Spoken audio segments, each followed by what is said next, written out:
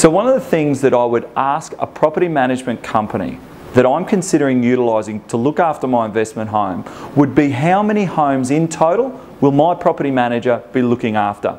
The reason why that's really important, and if you talk to seasoned property investors, the biggest frustration that they have with property management companies is the lack of communication with their property manager. And it can be as simple as they send an email and they don't get a reply, or they make a phone call and there's no return call from the property manager.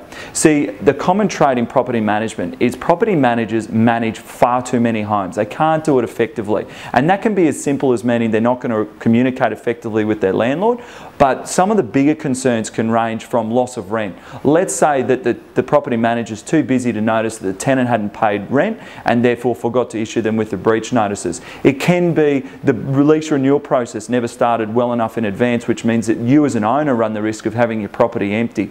See, what happens is that when a property manager is looking after far too many homes, stuff starts to fall through the cracks. So it's really important that the company that you're interviewing clearly indicate to you what's their policy around how many properties that property manager should be looking after.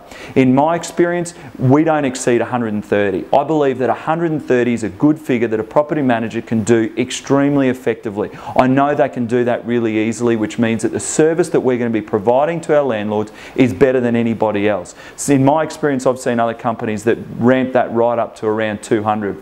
And I just can't see how one property manager can effectively manage 200 homes. See, the other issue is that if a property manager is working so hard, they're trying to manage 200 properties, you're going to experience that property manager is going to burn out. And that's another big frustration from property owners and investors, is the high turnover of property managers. So what my policy is, we try and deliberately keep the number of properties that they're managing low, which means they're going to be able to do that more productive, more effectively. We're probably going to retain them longer because they're not as stressed. So it's an important question to ask.